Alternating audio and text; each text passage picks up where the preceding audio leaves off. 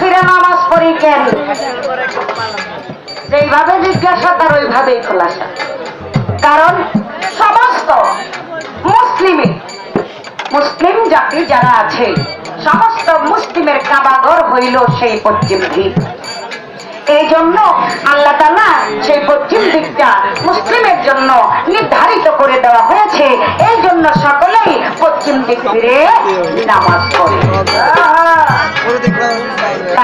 কারণ মুসলমানের কাবাঘর সেটা হলো কাবাঘর, নাবাঘর মানে কেবলার ঘর।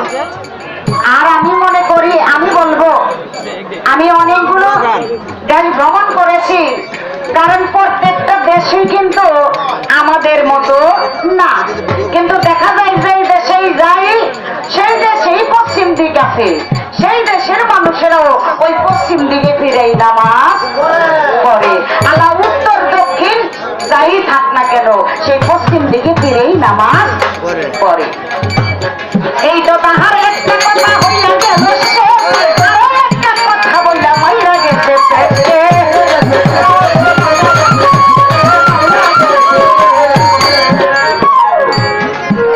মারাত্মক কথা।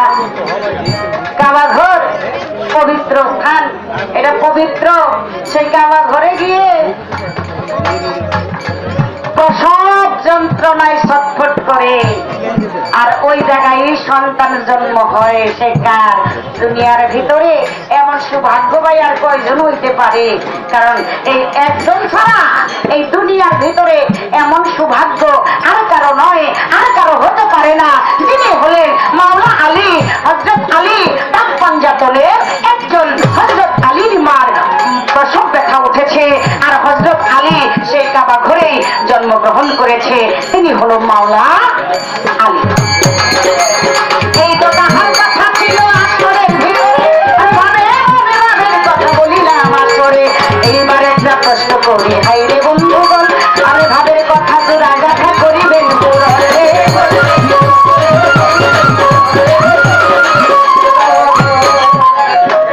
একবার নতুন বউ বিয়ে করে বাইক লয়ে যাইতাছি,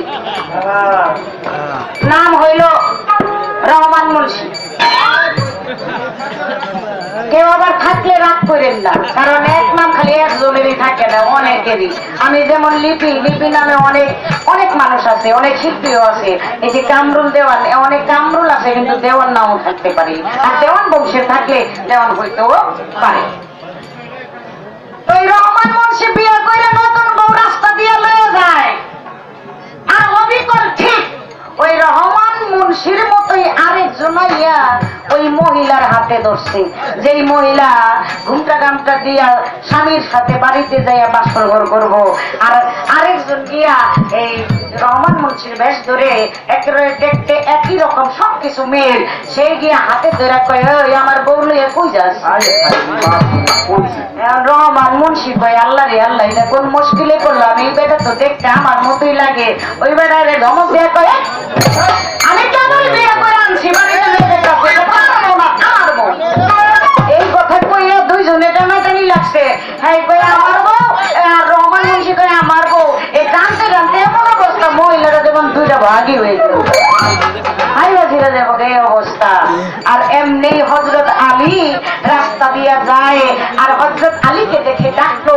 ডাক দিয়ে রহমান মুন্সি বলে, দেখেন আমি আমার স্ত্রী আমি বিয়ে করে এনেছি, বাড়িতে দিয়ে যাই। আর এই লোকটা কয় এই স্ত্রী নাই, কেউ না।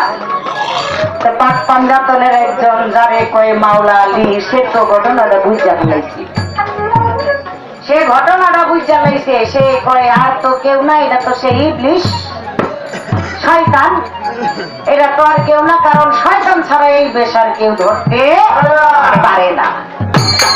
তখন হযরত আলী কয়, আমি বিচার করুন, বিচার তোমরা মানবা?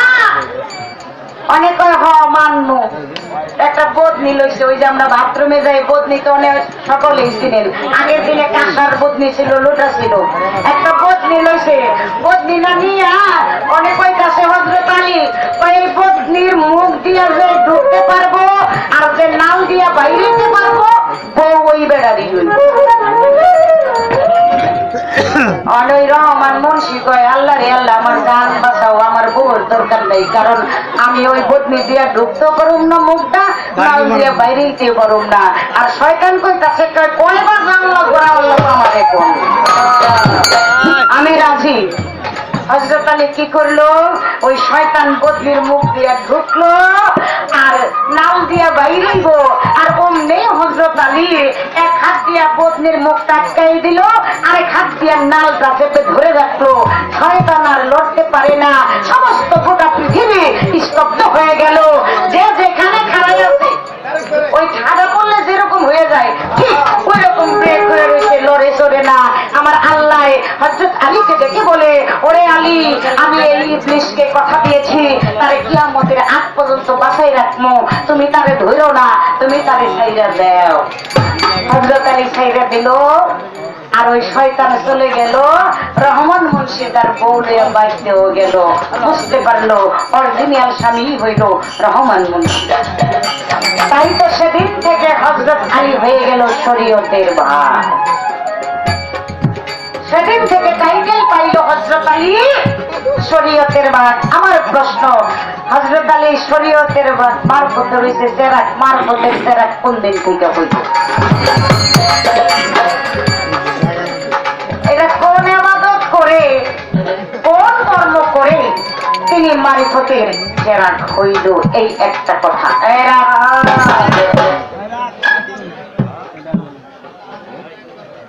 এবার একটা কড়া প্রশ্ন করুন।